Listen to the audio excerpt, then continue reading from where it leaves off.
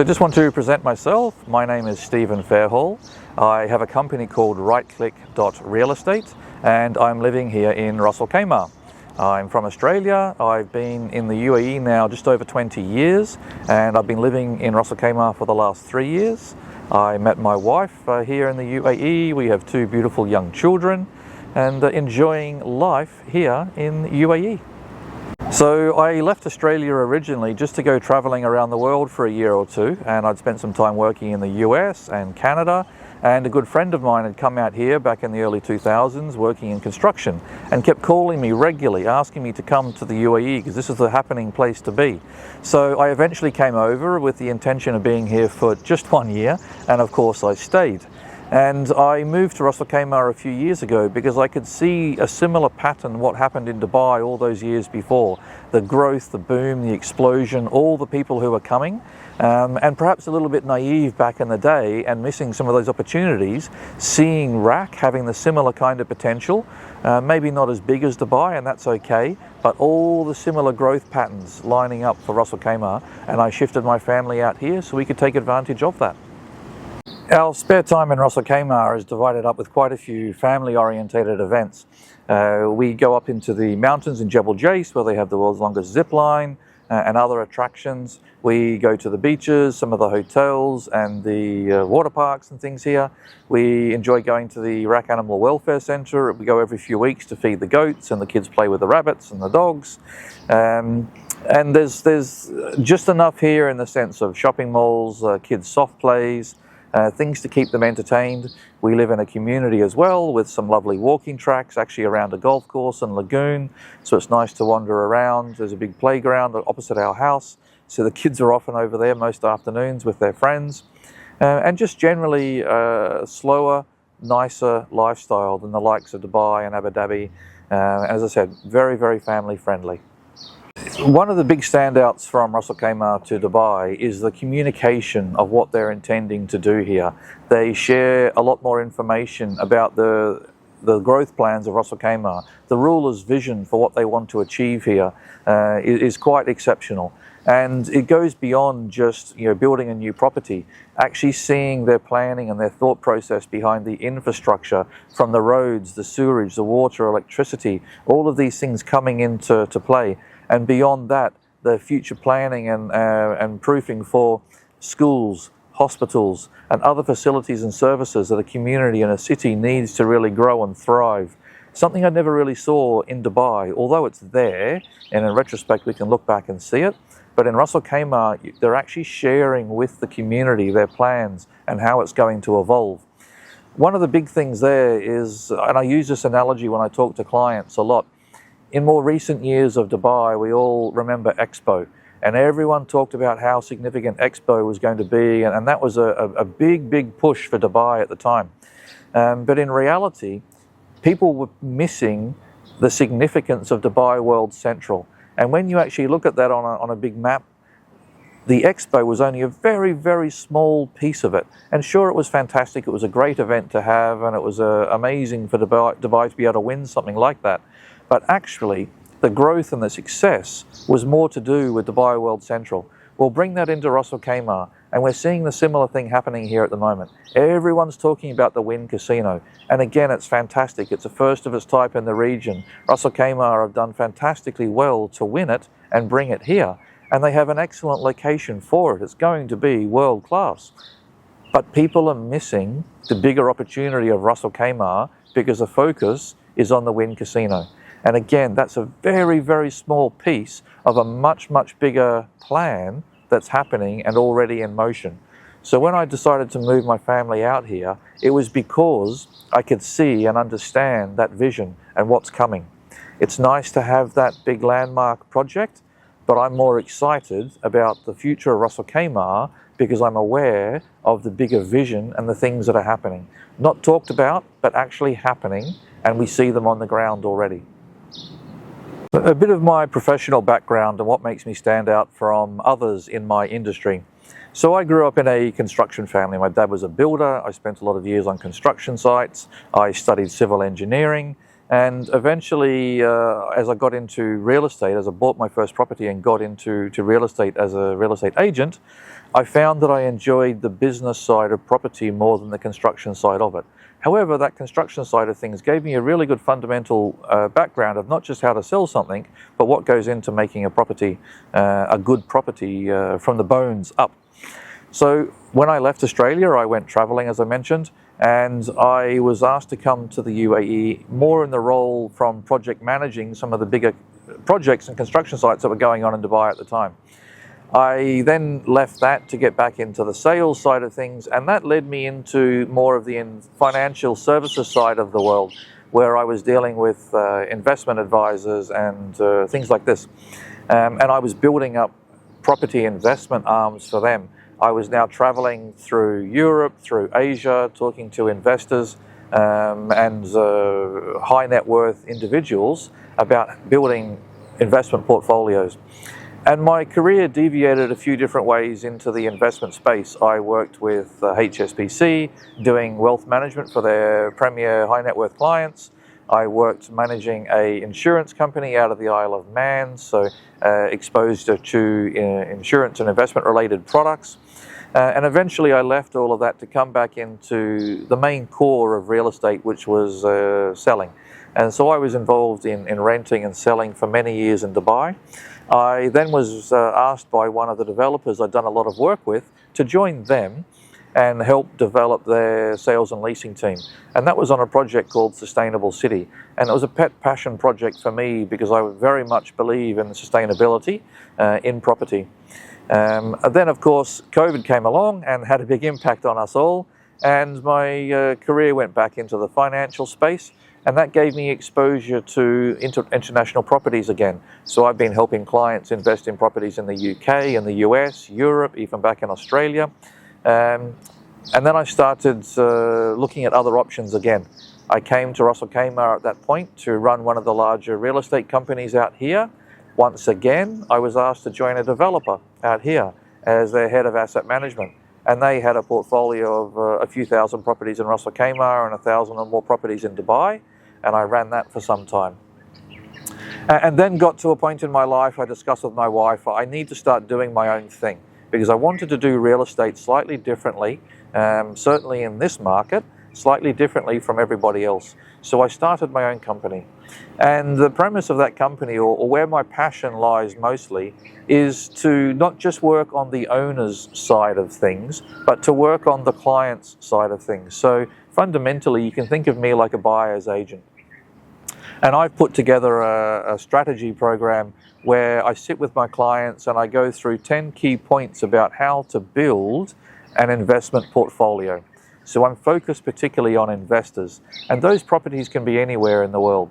So while I'm based here in Ras Al Khaimah, maybe a third to half of my business is Ras Al Khaimah and the UAE, but I also do a lot internationally still.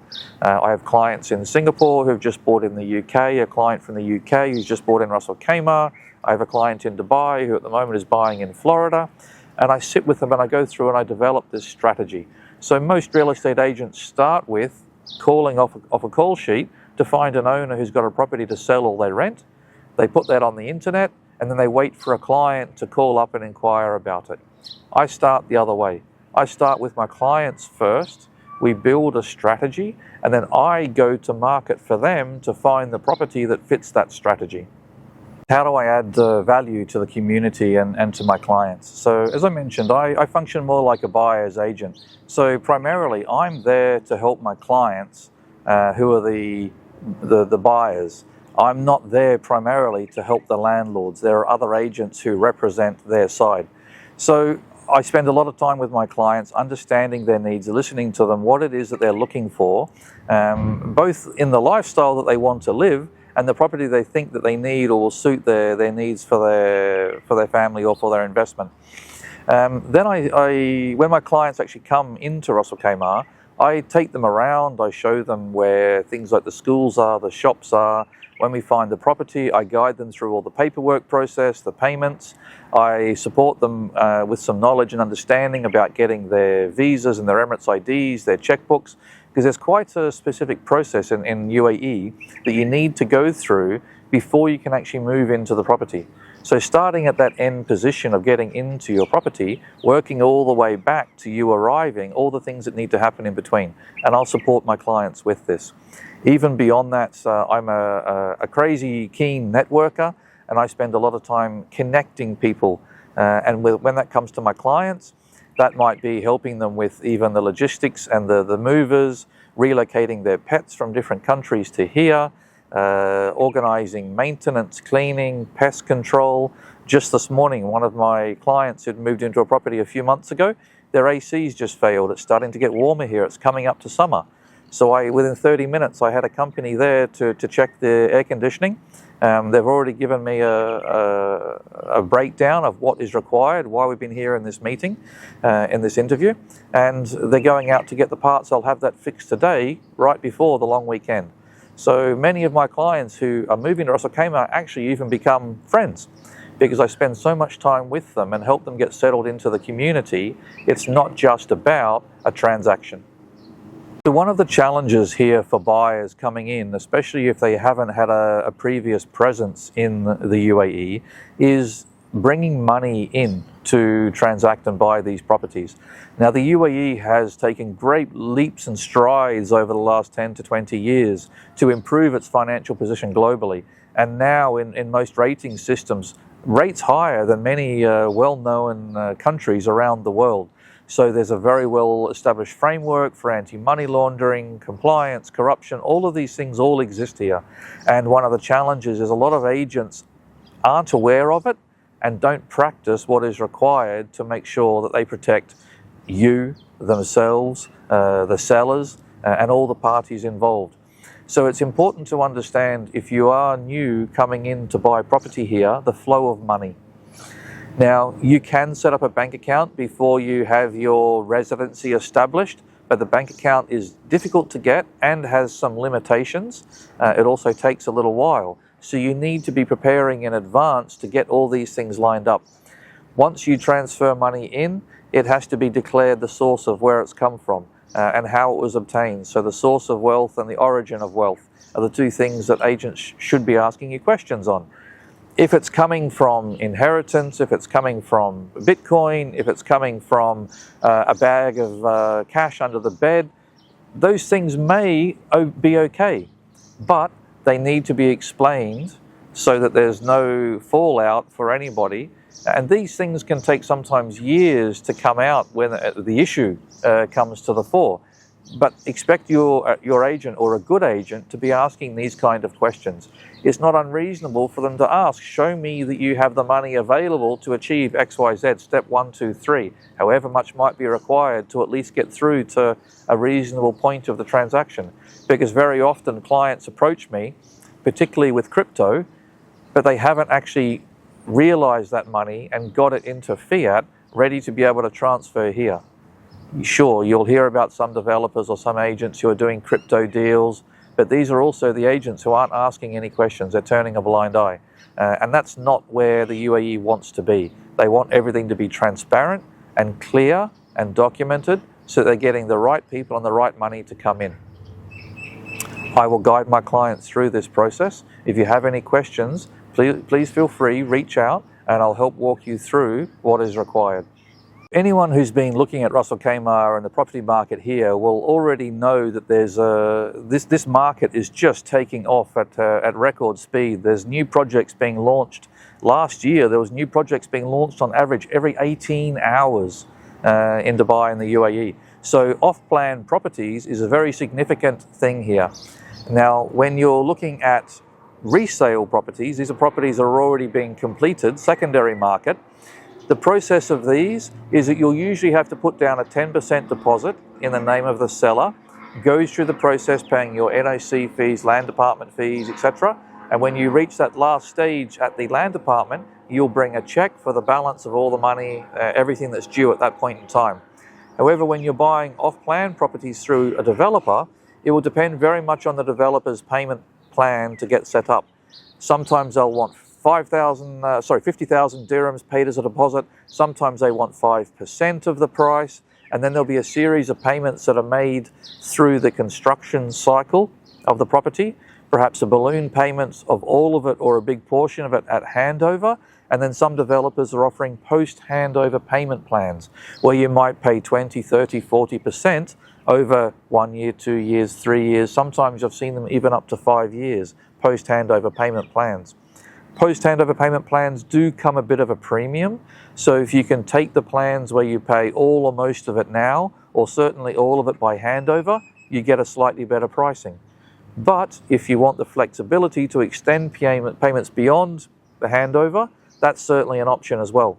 That will vary by developer.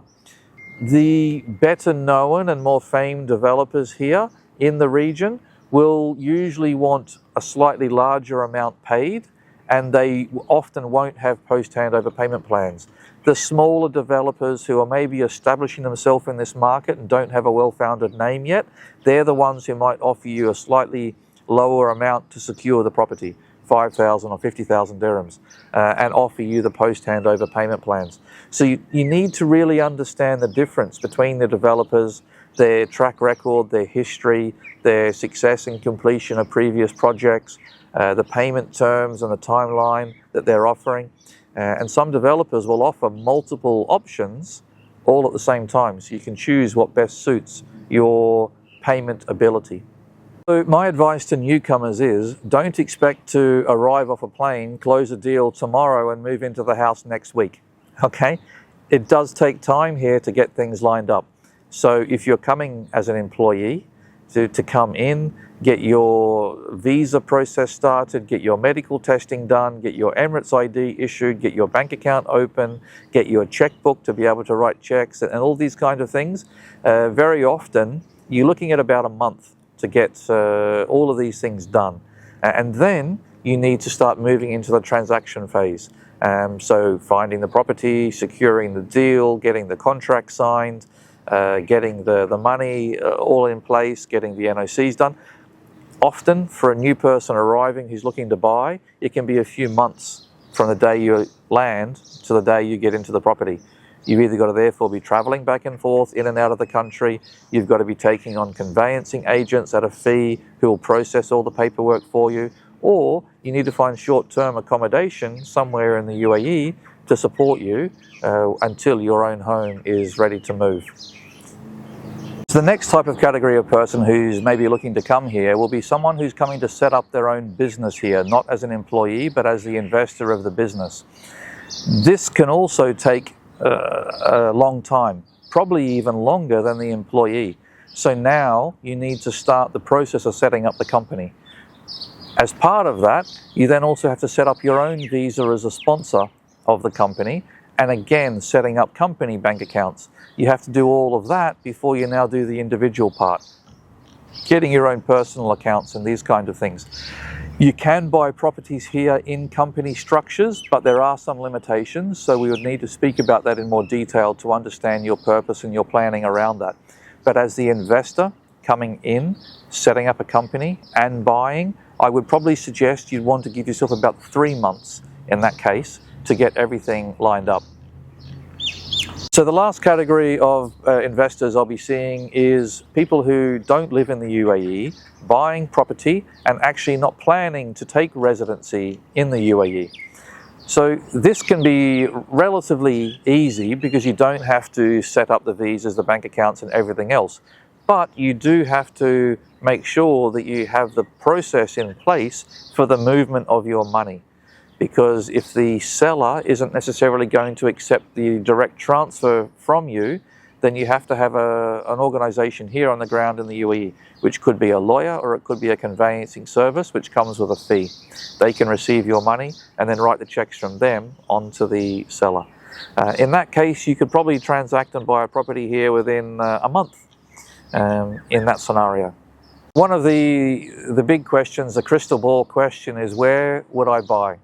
Now, this honestly varies for every client. As I said earlier, it depends on the strategy that suits you. And rarely do I ever see two clients that have the same strategy. So there are some fantastic opportunities here at the moment, being around the Wynn Casino on Marjan Island. The communities like Mina Al Arab, even Al Hamra Village are wonderful. depends on your own personal circumstances, and I can help guide you through that. So there are options, whether you're resident, employee, investor, non-resident. Happy to guide anybody through these. Feel free to give me a call. I'm here to help.